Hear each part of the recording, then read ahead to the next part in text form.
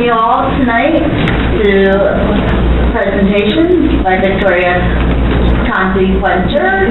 Sorry, I mean to call her Conte. I'd like to welcome her back, and let me tell you a little bit about her. Victoria Conte Fletcher has been a parishioner of St. Joan of Arc for most of her life, and her husband, Michael, and she were married in August of 2011. Throughout her high school years, she was very active in the parish's youth group wing, and she has continued her involvement with the group as an adult advisor for the past 4 years. Yeah.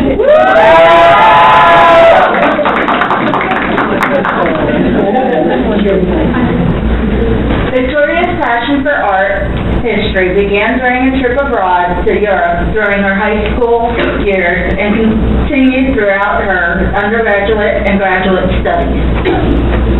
She majored in art history and English at Lehigh University and subsequently received her master's degree in art history from Syracuse University.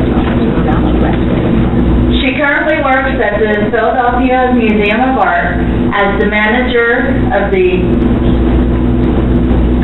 internships and fellowship programs in the museum's division of education and public programs. And she is thrilled to be sharing some of her favorite works with all of you this evening. So please, join me in welcoming Victoria Conte Fletcher.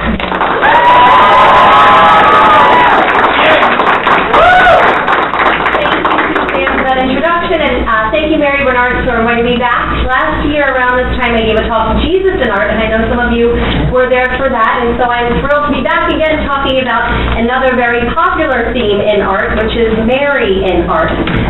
So I will just start off by saying that some of you may have walked past it, but there are slide lists on the table right there when you walk in. So if you want to go and grab one before we begin, you're welcome to, and that will detail the works that we'll be covering the next 45 minutes to an hour. So I want to start off by just giving a little, can you all hear me? Yeah. Okay, sorry.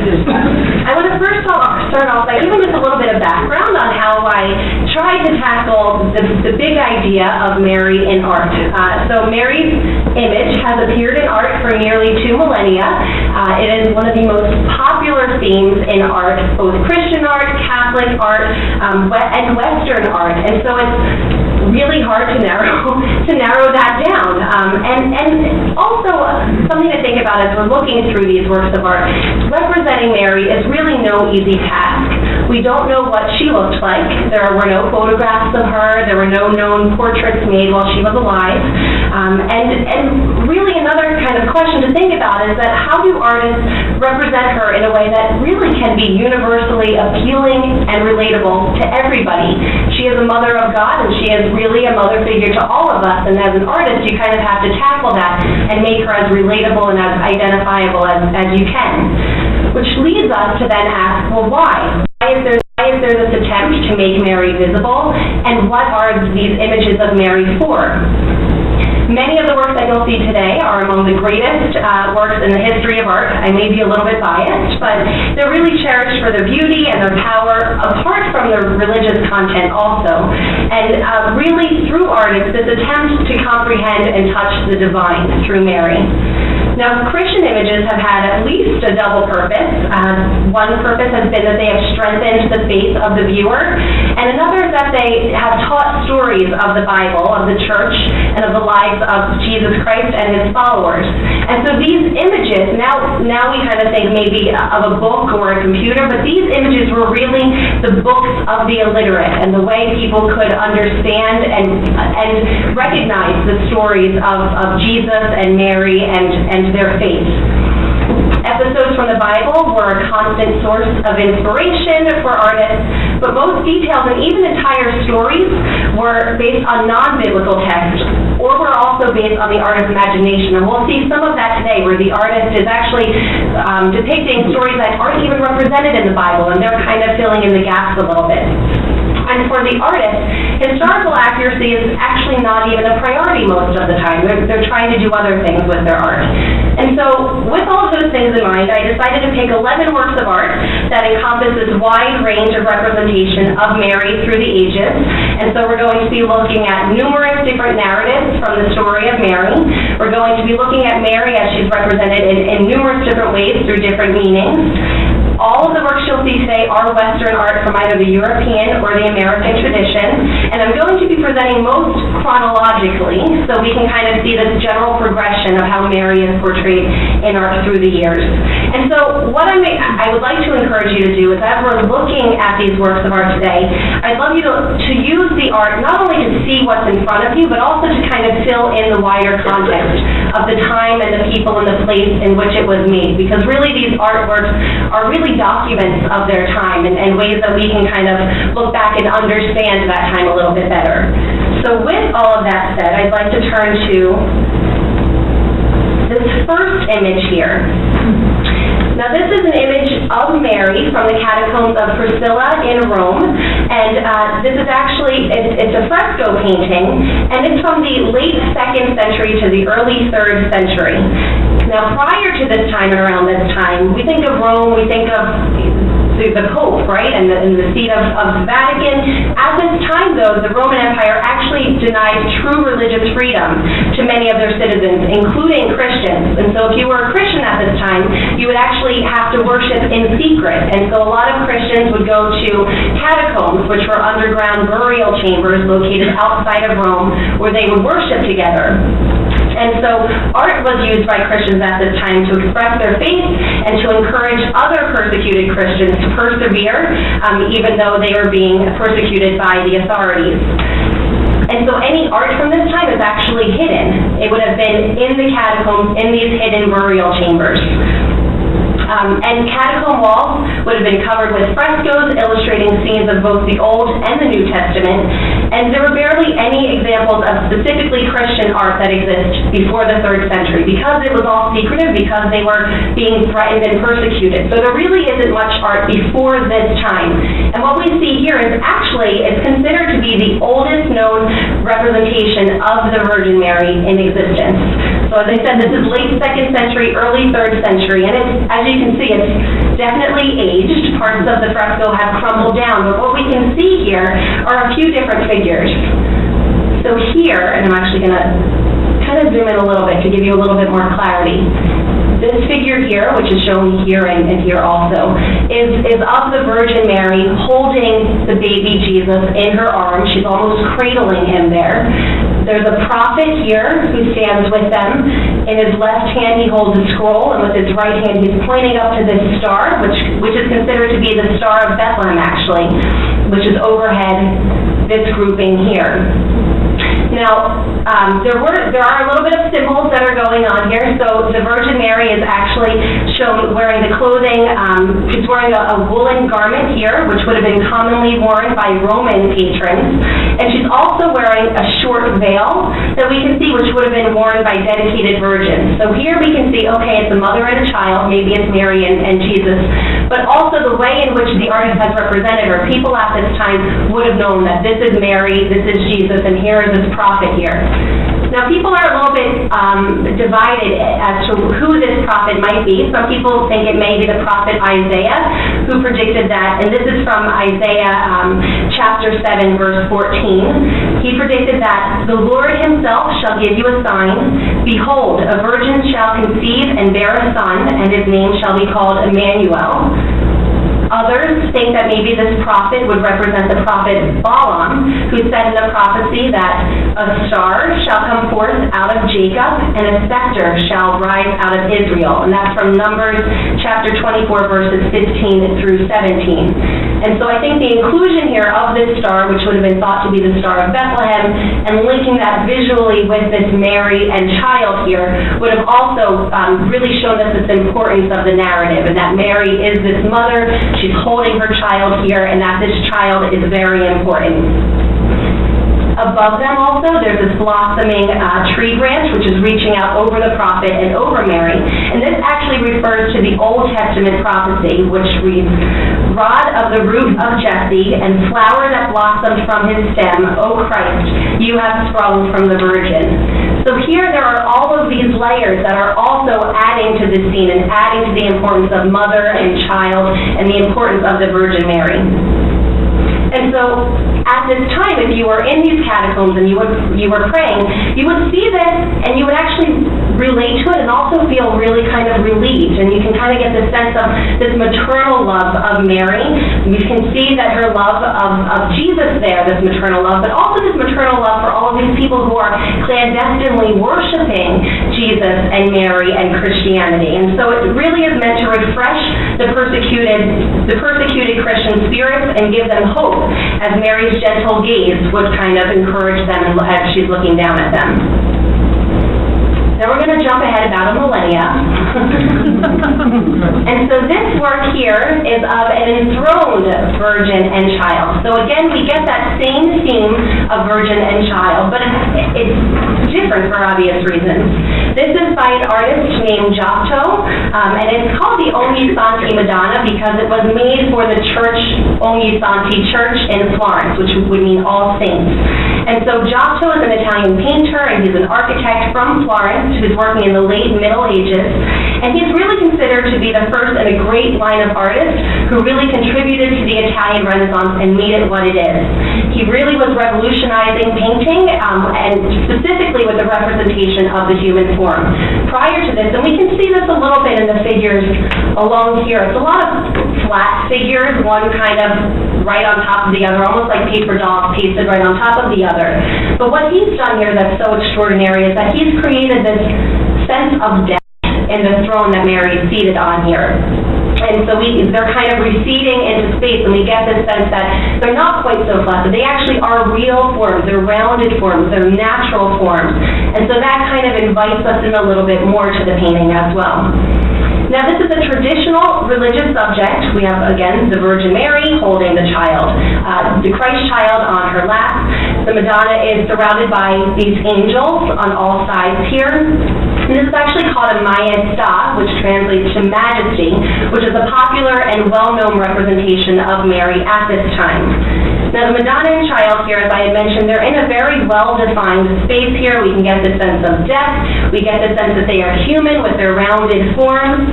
But he's also prescribing to some of the earlier ideas in that if Mary was to stand up, I mean, she would literally be towering over the saints here. And so, again, we get the sense of hierarchy. Scale is really important. And so, oftentimes in art, if something is big, it usually is because it's the most important thing.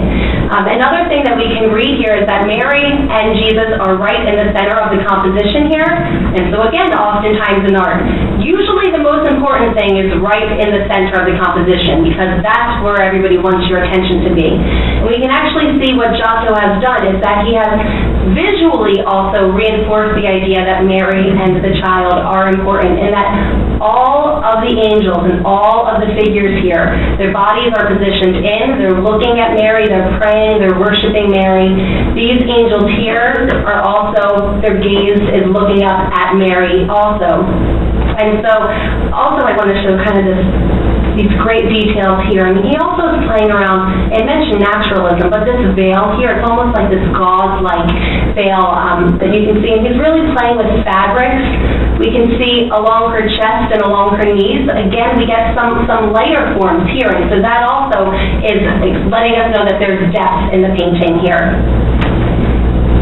And then this detail here, so here's this angel that's kneeling down. And this angel is actually holding a vase, which contains a lily, and a red and a white rose. And so these all would have been symbols of Mary. We'll see a lot of lilies and a lot of roses in the art that I'll show. These are symbols of Mary's grief. The red rose, especially, the red would have symbolized the blood and from the passion of Jesus. And also the lily, the white lily, would have represented purity and innocence. And she is, the Virgin Mary, she is innocent and pure, and so oftentimes we'll see that flower. And so both of these angels are holding that, again, to kind of reinforce this idea of Mary. Also, something I do want to mention is that Mary is seated on a throne. So she is is important. I mean, she is reigning as almost this queen of earth here, queen of heaven we also relate her to, and she holds this place of importance. So she is the scale of her, she is bigger, she is in the center of the composition, and she is on this throne. So all of these things are also really kind of symbolizing her importance. This is a great work of art. Have any of you seen this before? This is at the Met in New York, and so I want to start off by a quick little quiz, maybe. I'm wondering if anybody knows what this middle. We're gonna break this down in a minute, but anybody know what might be represented in the minute? And okay, so some of you may be using your cheat sheets, but the Annunciation, yeah. Any idea who this might be on the end here? Joseph. It is Joseph. And how about these figures? Does anybody have any thoughts on what is this? Actually, no. Okay, so there's a lot of people who are thinking maybe characters that are related to Mary and Joseph here. They're actually the donors. They're the people who would have paid for the painting to be made. And so what's interesting is they would have commissioned the artist. The artist is actually thought to be Robert Campin, and he is usually considered to be the first great master of Flemish and early Netherlandish painting. And he's really interested in this great realistic observation. And so it's thought that his workshop would have worked on this. And so if you were a wealthy person at this time, you would say, you know what, I want an Annunciation. This is actually a relatively smaller scale. It's not a huge altarpiece. And so this would have probably been in a home and would have been meant for private devotional worship. And so if you had a little bit of money, you could say, you know what, I want something like that in my home. And not only do I want an Annunciation, and not only do I want religious figures, but I want to be in that story too. And so that's exactly what happens here. This donor here who's kneeling, this would have been the patron of the work of art who would have commissioned the artist to paint this. Behind him is his wife, and then behind that is this man here kind of standing at this gate. But what's kind of this great detail is that this door is open. And so both of the donors, the donor and his wife, they are peering into the scene. And so they're kind of getting this great view into what is happening in the interior. What is happening, what is the main story that's happening in this painting here. I'm going to zoom in on this. Actually, you know what? I'll go back a little bit because I do want to tell you kind of fun details in this painting here. So this is Joseph. He's in his carpenter's workshop. He's quietly working. He's really unaware of what is happening. And while these donors are very aware, Joseph really has no idea of the importance of what is going on in the room right next to him. And what he's doing, he actually has just made 2 mouse traps, one of which is on the table here and one is on this windowsill in the back. And so these 2 mouse traps are actually thought to allude to a line from the Sermons of St. Augustine, which reads, quote, "The cross of the Lord was the devil's mousetrap. The bait by which he was caught was the Lord's death." And so we have this idea that the devil is eradicated just like a mousetrap would eradicate mice. And mice at this time were also thought to be equated with sin. And so it's really, I think, telling that there's this eradication of sin happening in a panel that is right next to this representation of Jesus coming into the world here. And so there's definite symbolism being paralleled between these two. Also, Joseph, his hand here, he's actually making contemporary winemaking equipment and contemporary to that time. And wine would have been symbolic with the Eucharistic wine and also with Christ's Passion. So there's a little bit of foreshadowing that's happening here too, in that Jesus is about to come, the Annunciation is about to happen, and Mary is about to become impregnated. Yet, Jesus' death is still very much in the foreground and is still very much present. So now I'll focus on the center panel here. And I do want to read, so the Annunciation is in Luke chapter 1, verses 26 through 38. And I do want to read that because I think it'll help enhance our idea of this painting here. "And in the 6th month, the angel Gabriel was sent from God unto a city of Galilee named Nazareth, to a virgin espoused to a man who was named Joseph, of the house of David, and the virgin's name was Mary. And the angel came in unto her and said, Hail, thou that art highly favored, the Lord is with thee, blessed art thou among women. And when she saw him, she was troubled at his saying, and cast in her mind what manner of salutation this should be. And the angel said to her, Fear not, Mary, for thou hast found favor with God. And behold, thou shalt conceive in thy womb, and bring forth a son, and thou shalt call him Jesus. He shall be great, and shall be called the Son of the Highest, and the Lord of God shall give unto him the throne of his father David.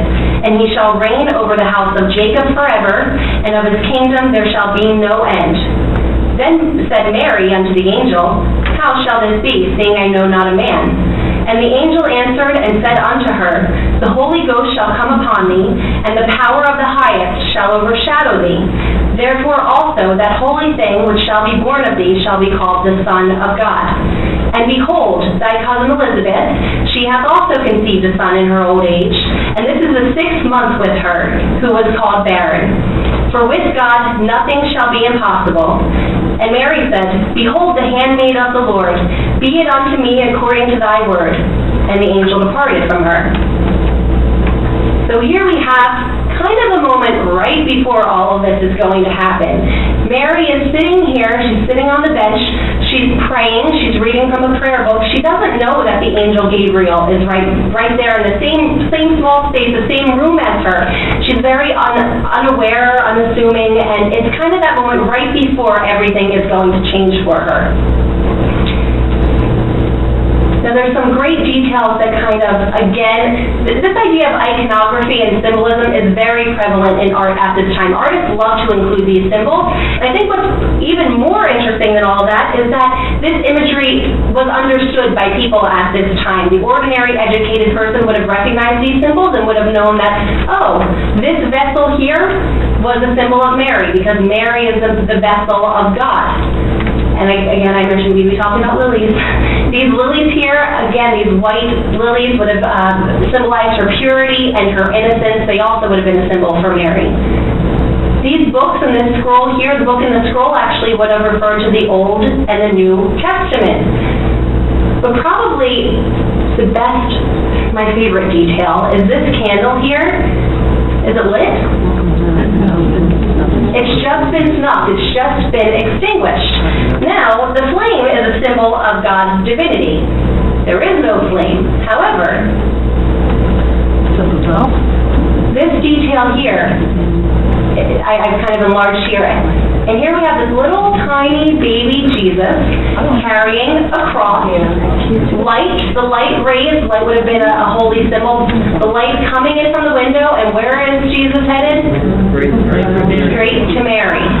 So we have the candle is extinguished, God's divinity is extinguished, but it isn't really, because Jesus has just entered this space here. And I think the artist, by putting this candle right in the middle of the composition, is also calling attention that this is a really important part. It's a very significant detail also. And so there's all of these symbols and all of these layers that would have been added to art at the time, and that people would have understood. Now this next work here is by an artist named Roger van der Weyden. He was a Flemish painter who was born in present-day Belgium. He was one of the most influential Northern European artists of his time. He was very successful, very internationally renowned, and most of his works are actually religious in nature. He is known for his very sympathetic expressions, his expressive sadness in his figures, his naturalism, and so we can see a lot of that in this painting here. Now, does anybody know what story this is representing? Yes. He's being taken down from the cross. This is the descent from the cross. And so actually this is not mentioned in the Bible, actually. The evangelists relate the story only in connection with the entombment of Christ. But you figure, we have the crucifixion and we know Jesus is entombed, but he's got to get down from the cross. And so it's kind of this moment right after he's been crucified, and here's his cross here. And we have Joseph of Arimathea here, this bearded man. Nicodemus here, very lavishly clothed. We have this other helper in the back, and they are all assisting in taking Jesus down from the cross before he will make his way over to his mother, the Virgin Mary. We have a whole cast of characters here. There's Mary Magdalene at the corner here. She's grieving. Here we have John the Evangelist, who was at Mary's side during the crucifixion. We have Mary Salome here, and both figures are holding up Mary. But there's these great details here. I don't know if you can see, maybe not so much here, there's on her cheek, but on John the Evangelist, and you can see the tears. You can see their grief. And so again, this artist, Roger van der Weyden, is very interested in these naturalistic details and in actually showing and representing emotions and grief, and we can see that in a whole display throughout this composition here. Now Mary, she's swooned, right? I mean, she's kind of, she's fainted from everything that's going on. And so we have, I think, this great parallel. So actually, I'll just first talk about Jesus' body. He's this pale, lifeless body. He, really, we can't see much signs of his suffering. We know he suffered. There are tiny, let me just go back. We can see tiny little marks here on his feet and on his hands and on his side and on his head from the crown of thorns. We can see a little bit of the blood and his suffering. But other than that, he is a little bit idealized here. Another just interesting tidbit is that his body is actually kind of shaped in the T shape of a crossbow, and that's actually because a guild, a group of workmen commissioned this artist to paint this, and they were the Laban, which was a town. They were the Laban Guild of Archers. And so kind of as a nod to what they did, van der Weyden has shown Jesus in the shape of a crossbow here. But Mary, as I mentioned, it's kind of crumbled down, and she is clearly suffering. And what the artist has done, he's actually visually linked these two figures. I mean, they are on the same diagonal line here. Their arms follow the same basic idea. Their legs, I mean, they really are in the same parallel body motion that he's represented here, and this is not a coincidence, actually.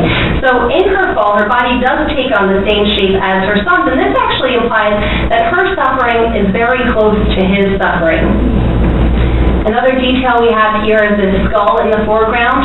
This actually is not a symbol of death. It's actually a symbol of Golgotha, which is thought to be the skull of Adam. There's a lot of parallels between Adam and original sin and Jesus, and he's redeeming original sin here. And so it's thought that, so Jesus was crucified on the site of Golgotha, which was located outside of the city of Jerusalem here. And so it's also thought that Adam was buried at the same site. And so here, by including this, and this we'll oftentimes see a skull at the base of a cross. This would have been a reference to Adam, and it would have been a reference to the site at which Jesus was crucified. Now, what the artist was kind of done, I mean, there are 10 figures in what looks like a very cramped scene. If we go back, there's a lot of depth, but there isn't much space. And so we see Mary, if we just count these layers, Mary is in the very front, Jesus is a little bit behind her, Joseph of Arimathea is a little behind her, the cross is a little behind him, the servant is at the back. There's a lot of depth, and yet the figures are really brought right up to the front of the composition. They fill the composition, they're life-size. They look to almost be spilling out. And so actually it's thought that this kind of looks like maybe a scene that's unfolding before our eyes. That these figures are on a stage, it kind of looks like that, and almost like a passion play that's being enacted here. And this moment here is kind of the scene that's being depicted in this passion play. And so, but again, I do just want to draw to mind this idea that Mary, people at this time would have related to Mary, and they would have understood her suffering, and they would have suffered, and they would have turned to her when they needed encouragement and when they needed guidance and support. And so the fact that she is so closely linked to Jesus, I think what the artist is trying to do a little bit is letting us feel a little bit of that guilt and letting us understand a little bit of that sacrifice a little bit more than we may get on our own. Anybody seen this work before? Have you ever read the Da Vinci Code? It's referenced in the Da Vinci Code. Anybody know who this artist is? Leonardo da Vinci. Yes. And you said it right. It's not. So most people will refer, like the Da Vinci Code, will refer to this artist as Da Vinci. In fact, Leonardo Da is the Italian for from. Leonardo is from the town of Vinci. So to call him, there are many people, Da Vinci. He's actually, when we refer to him, he's referred to as Leonardo. And so this was what we call the Virgin of the Rocks. And so for those of you who may not know all that much about Leonardo, so he was an Italian Renaissance painter and sculptor and architect and musician and inventor and mathematician and engineer and anatomist and geologist and cartographer. I mean, he was the Renaissance man, and he did all of these things exceedingly well. And so he was also thought to be one of the greatest painters of all time, as well as one of the most probably diversely talented people that ever lived. And so here we have one of two versions of the Virgin of the Rocks. This is the Louvre version that is thought to be the first version. And so this subject here is actually the adoration of the Christ child by the infant John the Baptist. And so I have a few details here. So here we have Mary, we have John the Baptist here, we have Jesus here, and we have this angel here, possibly the Archangel Gabriel. And so Mary is situated right at this, I mean, if we're looking at the composition, it almost looks like a triangle, and she's right at the apex, or the top of this triangle, and her arms are kind of spread over a little bit. Her right arm is enveloping John the Baptist here, her left arm is kind of over Jesus, and so she's kind of inviting them all into her arms here. She has very gentle features. She's kind of looking on and observing the scene. So here are a few more details. So this is Mary with John the Baptist here. John the Baptist is Jesus' cousin. This is him as a child. And so he's kneeling in adoration of the infant Jesus. And he's gazing towards Jesus with hands together in an attitude of prayer. If we look at this side, then we have this angel with this beautiful smiling face, kneeling in adoration also of the infant Jesus, pointing a finger towards John the Baptist. And we also have Jesus as a child here, sits towards the front of the paintings, is supported by the arm of the angel, and raising his right hand in actually a sign of benediction, which is a blessing gesture. And he's making that sign of benediction towards the kneeling John the Baptist.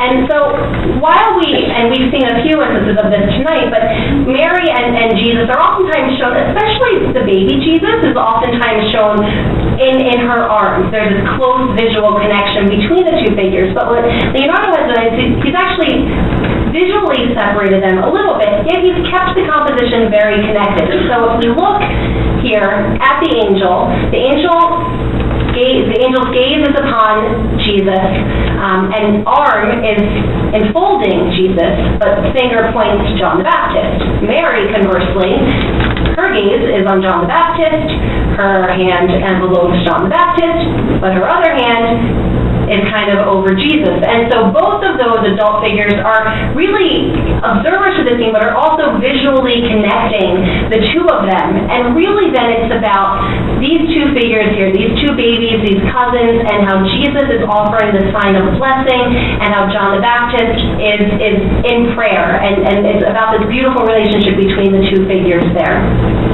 Now the setting, Virgin of the Rocks, is actually not a very common setting. So people think that perhaps this scene would be a representation of the flight into Egypt.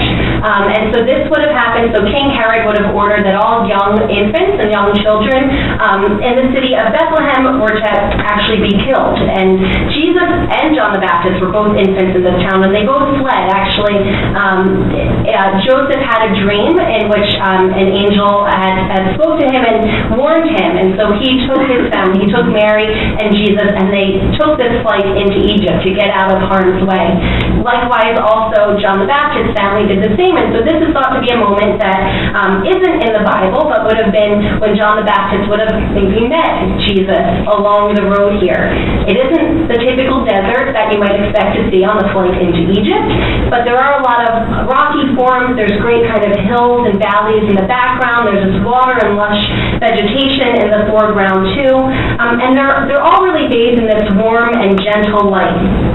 Another theme that this painting is thought to really represent is that it celebrates the Immaculate Conception. And so during the 15th century, when this was made, there was an increasing movement to have have the conception of Mary acknowledged as immaculate. And so what that means is that she's not a product of a virgin birth, but rather God, at her conception, granted her freedom from the stain of original sin. And so Immaculate Conception was celebrated on December 8th, and, the Immaculate Conception of Mary was celebrated on December 8th, and that was the day when this altarpiece was to be installed in the gallery that it was made for. So there are all of these kind of clues to Mary and her life and her importance and how people related to her at the time also. I know you guys know this work. So this is by whom? Michelangelo. And what's it called? Pieton. So any of you who may have come last year, I did mention this is the only overlap for my last year presentation, but I just thought it was such a beautiful representation of Mary that I couldn't not have it in this presentation today. And so here's a close-up of that. Now, Michelangelo was an Italian Renaissance sculptor, painter, architect, poet, and engineer. He regarded himself really first and foremost as a sculptor. And so here we have him working in the form that he identified with and liked to work with the most. He's also considered to be an archetype of the Renaissance man, that he was so well-versed in so many of the arts. And he was really considered to be one of, if not the greatest living artist of his lifetime. And ever since then, he's been held to be one of the greatest artists of all time. And so a number of his works in painting, sculpture, and architecture actually rank among the most famous in existence. And so that's why all of you knew this was by Michelangelo and knew the name of this work here. Now what he's done is he's represented a devotional image of the Virgin Mary mourning the dead Jesus who lies across her lap. And this is a scene after the descent of the cross. So we, a few slides back, saw Roger van der Weyden's Descent of the Cross, where Jesus is being carried down from the cross and the Virgin is kind of laying down. She's fainted. Well, this is after that. This is when she actually has a chance to mourn her dead son. And so we see here that this is larger than life. This is actually 5.5 feet tall, so you figure when she stands up, she is huge. And she is enveloping her child, her dead child, in her arms here.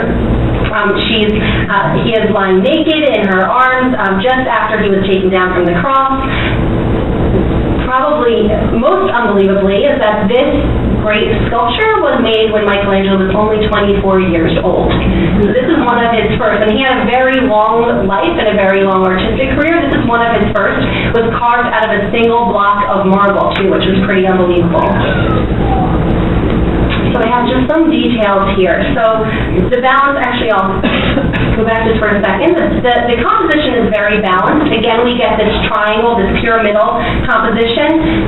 Also to minimize the awkwardness of having one adult body carry another adult body, Michelangelo, what he did was he actually made the Mary figure larger than the Jesus figure. And so she's posed and her drapery kind of form this great large base upon which Jesus is resting. It's marble, and yet the cloth looks soft and malleable, and it looks like it's rustling and moving. I mean, it looks like we feel it, and it's not going to be cold stone. I mean, it really looks, and it almost looks like it feels real. And it's almost, and so it's also far different from any other representations of the Pietà that was done by other artists. Michelangelo really did not want his version of the Pietà to represent death. Rather, he wanted to show the serene face of the sun. And so here I'll go back to these details here. We have this very serene representation of the sun here. He looks peaceful, almost as if he's about to reawaken from this slumber. And the only marks of his suffering are very limited to those on his feet and his hands and his side. But other than that, I mean, he looks very peaceful. And his face does not reveal any signs of the passion and any signs of the suffering that he's gone through. Now, the young Virgin Mary does look very young. She looks youthful.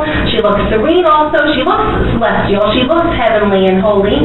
And this was instead of the broken-hearted, grief-stricken, somewhat older women that had been represented before. And it's been said that Michelangelo has been criticized for showing Mary as so young.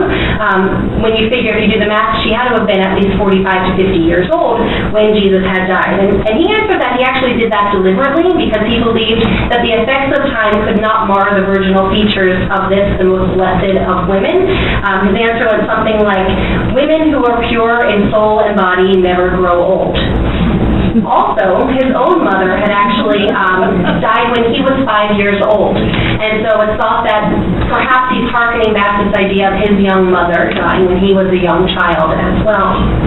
And so she looks thoughtful, she looks pure and calm and caring. We look again back to her arm here. Her left arm is outstretched with an upturned palm. This suggests that she is almost offering Jesus, her son, to his Father, to God, and thereby accepting her son's death as part of the divine plan. And so there's really this majestic acceptance, and her faith is very visible here.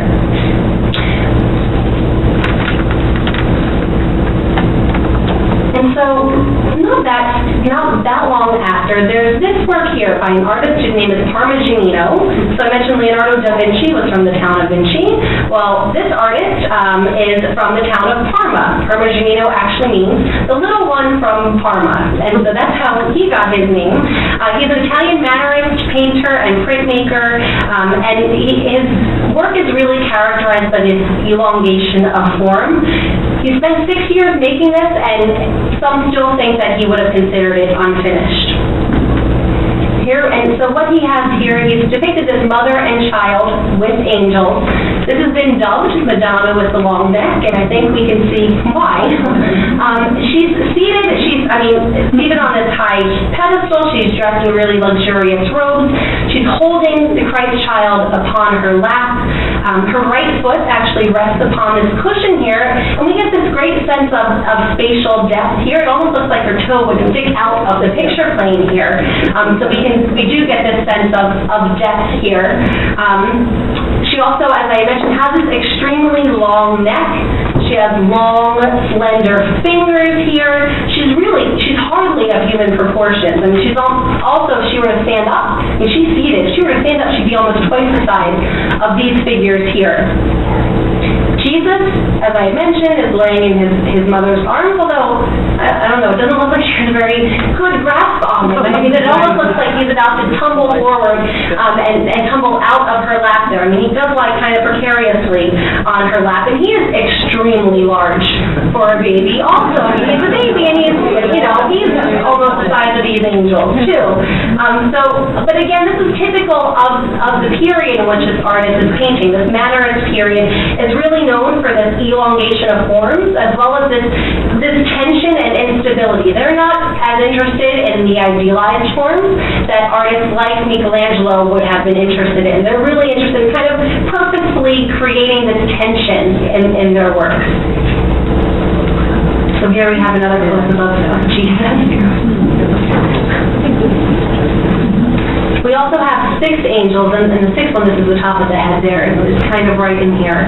We have these 6 angels, they're crowded together on the Madonna's right, and they're also adoring both Mary and the Christ child. So again, we get this notion that Mary and Christ are this one unit that we would have related to, that we would have had some kind of relationship with ourselves. I mean, all of these figures are looking at one of them, and we as a viewer would have also felt that too. One of the angels also, I hope you can see it, is holding this vase, and very faintly on the vase. Can you make that out? Yeah, cross. There's a cross. I mean, you can't, its colors aren't all great, but it's a light blue vase, and there's kind of this tan cross. And so again, we have the Christ child, young, innocent, pure. However, the crucifixion is foreshadowed in the cross here. Also, I don't know if you guys noticed this. Yeah. He's right here. So, I mean, proportions and depth are really kind of thrown out the window here in this painting. We have this really tiny figure. This is of St. Jerome, and so he's a prophet. He's at the foot of this extraordinary colonnade here, and he's really seen in this great, I don't know, vibrant perspective maybe. He's really reduced in size. He hardly reaches the Madonna's knee here. But again, he's not the most important. If we go back to the idea that the figures that are the largest are oftentimes the most important, Mary and Jesus are the most important, and so they are given that idea with their size here. Also, just to focus a little on the composition, again, I had mentioned before that the Mannerists were really interested in this tension and instability. Instead of balancing the composition and having maybe 3 angels on one side and 3 in this open space over here, he's decided to cram them all into one side there. So again, there's this kind of tension, and they feel very crowded. They feel very jostled almost. And the other side is then wide open. This composition would have been planned, it would have been, and it would have made the viewer feel a little bit of tension, but it's not a bad tension. I mean, it's unexpected. It's something that you would look at and say, you would just get something a little bit different than an expected, idealized, carefully planned composition. Now, the elongation of forms that I had mentioned too, there are a lot of long limbs, finely drawn features, complicated hair, beautiful kind of curls and hair. And the figures are all very extraordinarily elongated. And this actually, the painting takes its subject from a simile in medieval hymn to the Virgin, which likened her neck to a great ivory tower or column. And so maybe that's why it's so elongated. And so appropriate to the traditional understanding of the Virgin as an allegorical representation of the church. Here we have the presence of the columns in the background. So we have Mary as the foundation of the church. Her neck is like a column. We have the columns behind her. Would have meant to symbolize that she is the foundation of the church here.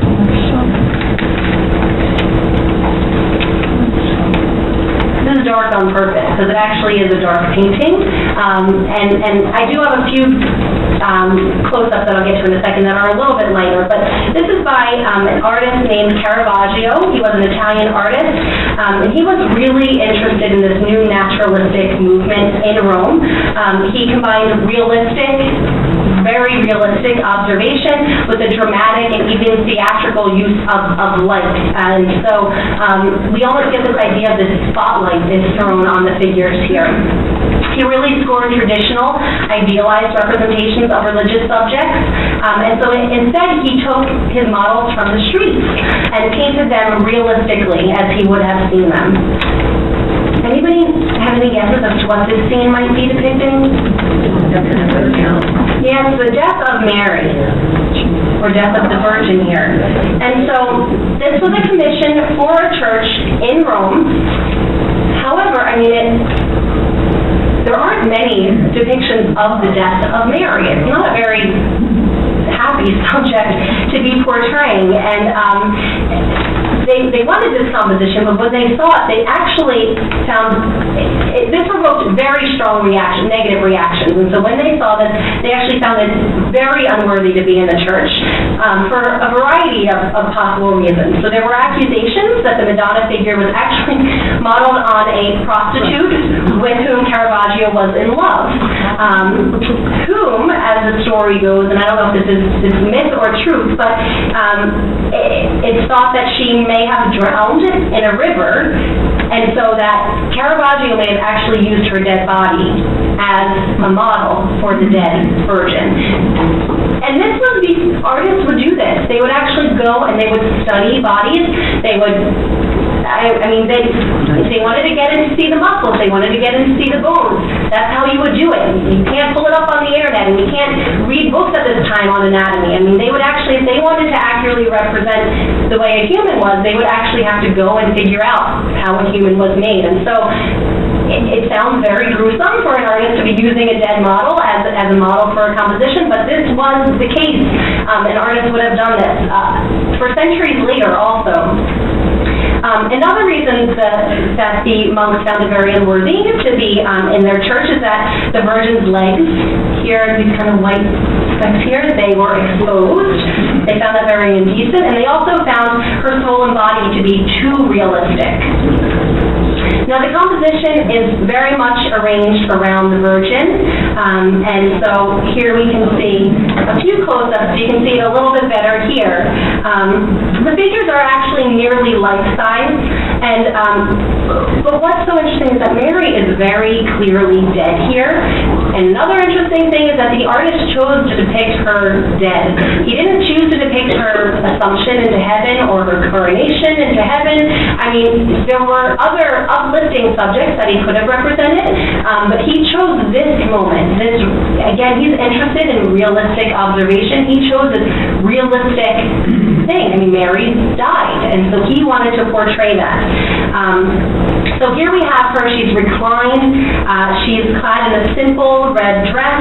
She lies as though she's suspended on a coffin. Her lolling head, her arm kind of hanging over the coffin there. The swollen and spread feet that we can see under here. They all depict a very raw and realistic view of the Virgin's mortal remains. The figure also, we saw that in Michelangelo's Pietà, but the figure looks much younger than Mary would have looked too. And so contemporary audiences are also like, wait a second, this isn't Mary. You're showing her too real. You're showing her too young. You're showing how we don't want to picture her. And so there was a lot of conflict upon the reception of this work. The only sign of her holiness is this, I don't know if you can see it, this very thin thread-like halo. In earlier works we saw like gold plates almost behind holy figures' heads. That's not the case here. There's only this very faint symbol of her holiness here. Now all of these figures surround her. They're the apostles. They're most standing to the left there. They're grouped around her dead body. Also, this figure here is thought to be Mary Magdalene, and she's kind of stooping forward. She buries her head in her lap. She's lamenting. She's drained of emotion. There's really no hope of redemption. Also, the artist has depicted this red cloth here that kind of hangs down. This artist is working in the Baroque tradition. This is a very Baroque device that creates drama, this great sweeping, almost like a theater. You pull the curtain aside and there's this dramatic spotlight lighting that the artist was well known for, so it almost is like we're walking in upon a theater scene here. We see this in the artist's other work too. But the light almost seems to be coming from a window up high on the left, and it highlights the heads of the apostles there, but also really highlights that of the Virgin Mary. And through the light, what Caravaggio does is he accentuates the physical presence of the Virgin Mary with this dazzling light. Now, grief is everywhere in the painting. It's severe, it's sad, it's still. In some ways, this is a very silent grief. We don't see the tears like we saw in some of the other works here, but it's all kind of internalized grief. And what's also kind of sad is that there's really no suggestion that their sorrow will be turned into joy or that Mary will be assumed into heaven. Right now, this moment is the death of the Virgin, and that's it. And so the artist is really testifying to the divine. There's no mention of this divine nature of the subject. He's really abandoning all traditional representation of Mary. We jump forward about 2.5 centuries. So here we have a little bit lighter representation of Mary. So this is actually by Dante Gabriel Rossetti, who was actually one of the founders of the Pre-Raphaelite Brotherhood in 1848. He was an English poet, illustrator, painter, and translator, and his works were really characterized by this harkening back to almost medieval revivalism. The artists at this time were really interested in going back to what had been done before, and so they were looking at kind of this clarity of forms, the brightness of colors, honing in on the details.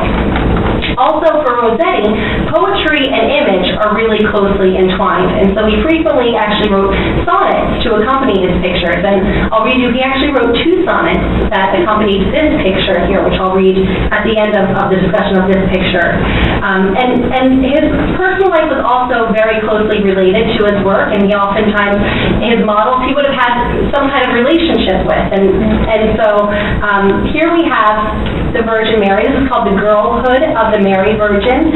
Here we have Virgin. She's shown as a young girl. She's working on an embroidery with her mother, St. Anne, who is seated here. Behind them is her father, St. Joachim, and he's pruning a vine in the background. Now, as I mentioned, he would have had some kind of relationship oftentimes with this model. St. Anne would have been, his mother actually was a model for the St. Anne figure. A worker for the Rossetti family was the model for Mary's father, and the Virgin Mary was actually his sister, was the model. And so what we have is oftentimes through the centuries, a very popular religious theme is the education of the Virgin, where Mary would have been taught how to read. Instead, she's taught here how to embroider, and so she's shown here not with the traditional book on her lap, but she's instead embroidering a lily under the guidance of her mother. Again, we have a lily. There's a lily here, and I didn't have any details to show you, but she's embroidering a lily here too. And so this work here is really inundated with tons of symbols. Artists love including symbols in their works, and when you know what they are, it's really fun to read because it adds a whole new dimension to how to understand a work of art. And so some of these details, we have the palm branch on the floor here, the thorny briar roses here on the wall. They allude to Christ's passion, as well as the red cloth here hanging down and here, and the cross-shaped trellis would have symbolized Jesus' passion. The dove, which is actually a dove here, would have symbolized the Holy Spirit. The rose here is the flower of the Madonna. The lily, which I had mentioned, symbolizes the purity of the Virgin, and it's a white lily, so even more innocent and pure. The vine also refers to the coming of Jesus, as well as the truth, and on the vine there are actually grapes.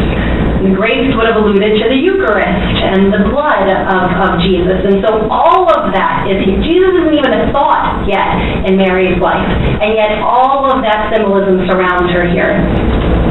Also, there are 6 books here. They would have they're each a different color. They would have represented the 3 theological virtues, and they are kind of scrawled on the spines. It reads charity, faith, and hope. And then the 3 other ones would have symbolized 3 of the 4 cardinal virtues. Justice is the one that's omitted. And so that would read prudence, temperance, and fortitude. And so the 3 theological virtues and 3 of the 4 cardinal virtues are also embodied here. So it's very well received after its first exhibition, and it generally received really good reviews. And he also, so as I mentioned, he oftentimes wrote sonnets to be paired with his works, and so I'm going to read you the 2 sonnets that he wrote for this work. So this is the first sonnet. This is that Blessed Mary, pre-elect, God's Virgin. Gone is a great while, and she was young in Nazareth of Galilee. Her kin was cherished with devout respect. Her gifts were simpleness of intellect and supreme patience. From her mother's name, faithful and hopeful, wise in charity, strong in grave peace, and duty circumspect, so held she through her girlhood, as it were, an angel-watered lily, that near God grows and is quiet. Till one dawn, at home, she woke in her white bed and had no fear at all, yet wept till sunshine and felt awed, because the fullness of the time was come. The second sonnet. These are the symbols. On that cloth of red in the center is a tripoint, perfect each except the sound of its points, to teach that Christ is not yet born. The book, whose head is golden charity, as Paul hath said, those virtues are wherein the soul is rich. Therefore on them the lily standeth, which is innocence, being interpreted. The 7-thorned briar and the palm 7-leaved are her great sorrows and her great reward. Until the time be full, the Holy One abides without. So she soon shall have achieved her perfect purity. Yea, God the Lord shall soon vouchsafe his Son to be her Son. And so again, this reference to the symbolism, this reference to the foreshadowing that she will become the Mother of God. Question. You Is there a reason that the artist put Mary's father in the picture, but yet painted him as if he was part of the scenery in the background? Because he blends into that. So there is a tradition in art for the St. Anne figure and the Virgin Mary to be shown. She is educating the Virgin, St. Anne is educating the Virgin Mary, and so he really is not involved in that education, really is involved in the scene, but he does include him in the scene, even though he's not involved in the act there. Yeah. This next work, I am very biased because it is in the Philadelphia Museum of Art. It's by an artist whose name is Henry Ossawa Tanner. He's an African-American artist, and he's actually the first African-American painter to gain international acclaim. He grew up in Philadelphia. He was the son of a bishop and a former slave. He studied at the Pennsylvania Academy of the Fine Arts, PAFA, and he adapted a really realistic painting style. He was born in 1859, and in 1891 he moved to Paris, and he really worked there for the rest of his career. He ended up moving there full-time. He found that he actually, there were less racial bias in France than there was in America at that time. Much of his work is based on the Bible. This could be in part due to the fact that his father was a bishop. It could also be in part due because religious art, as it has been through the centuries, was a very popular subject, and so there was a demand for religious art. And he also was very interested and wanted to experience the people and the culture, the architecture, and the light of the Holy Land. Does anybody have, without reading the sheet, anybody have any idea or can you guess what scene this might represent? Call it out. It's the Annunciation, but it's like no Annunciation that I really know of, in that, well, we can get to it. So, the Annunciation of Mary, so this is actually by Dante Gabriel Rossetti, who was actually one of the founders of the Pre-Raphaelite Brotherhood in 1848. He was an English poet, illustrator, painter, and translator, and his works were really characterized by this harkening back to almost medieval revivalism. The artists at this time were really interested in going back to what had been done before, and so they were looking at kind of this clarity of forms, the brightness of colors, honing in on the details. Also, for Rossetti, poetry and image are really closely entwined, and so he frequently actually wrote sonnets to accompany his pictures. And I'll read you, he actually wrote 2 sonnets that accompanied this picture here, which I'll read at the end of the discussion of this picture. And his personal life was also very closely related to his work, and he oftentimes, his models, he would have had some kind of relationship with. And so here we have the Virgin Mary. This is called the Girlhood of the Mary Virgin. Here we have Virgin. She's shown as a young girl. She's working on an embroidery with her mother, St. Anne, who is seated here. Behind them is her father, St. Joachim, and he's pruning a vine in the background. Now, as I mentioned, he would have had some kind of relationship oftentimes with this model. St. Anne would have been, his mother actually was a model for the St. Anne figure. A worker for the Rossetti family was the model for Mary's father, and the Virgin Mary was actually his sister, but it was the model. And so what we have is, oftentimes through the centuries, a very popular religious theme is the education of the Virgin, where Mary would have been taught how to read. Instead, she's taught here how to embroider, and so she's shown here not with the traditional book on her lap, but she's instead embroidering a lily under the guidance of her mother. Again, we have a lily. There's a lily here, and I didn't have any details to show you, but she's embroidering a lily here too. And so this work here is really inundated with tons of symbols. Artists love including symbols in their works, and when you know what they are, it's really fun to read because it adds a whole new dimension to how to understand a work of art. And so some of these details, we have the palm branch on the floor here, the thorny briar roses here on the wall. They allude to Christ's Passion, as well as the red cloth here hanging down and here, and the cross-shaped trellis would have symbolized Jesus' Passion. The dove There's actually a dove here, would have symbolized the Holy Spirit. The rose here is the flower of the Madonna. The lily, which I had mentioned, symbolizes the purity of the Virgin, and it's a white lily, so even more innocent and pure.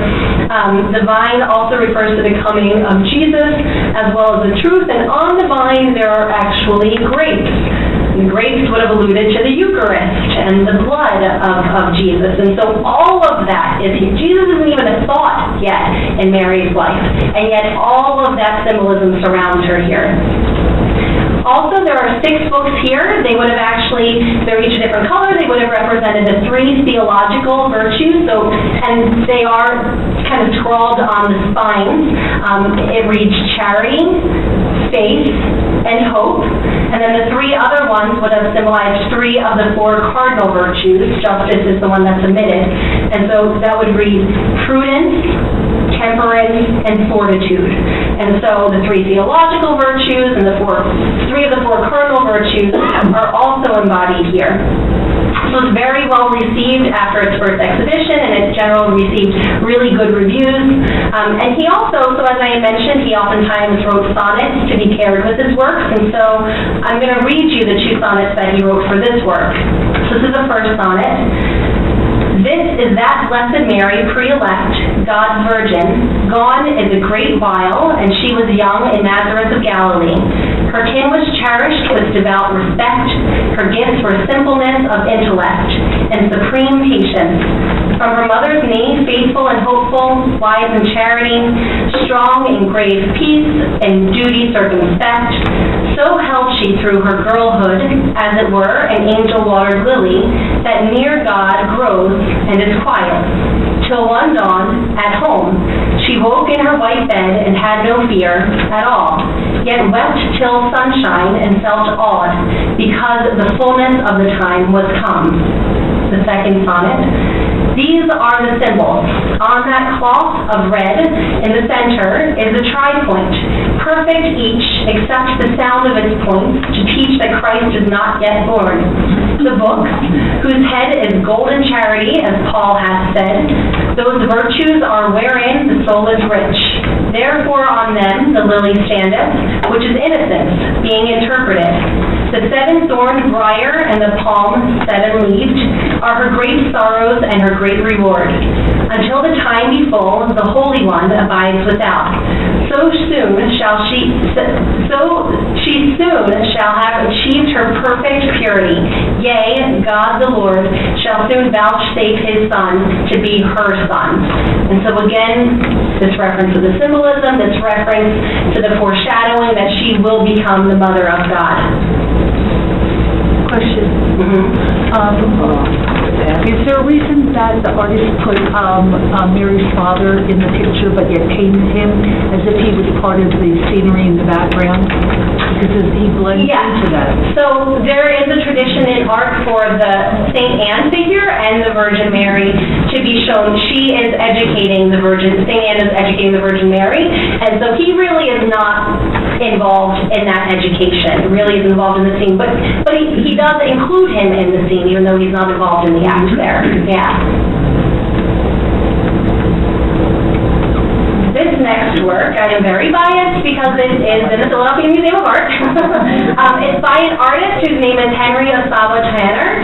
He's an African-American artist, and he's actually the first African-American painter to gain international acclaim. He grew up in Philadelphia. He was the son of a bishop and a former slave. He studied at the Pennsylvania Academy of the Fine Arts, PAFA, and he adapted a really realistic painting style.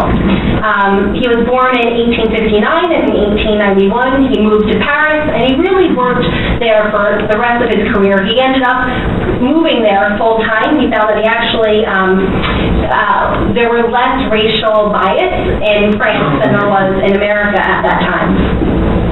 Much of his work is based on the Bible. This could be in part due to the fact that his father was a bishop.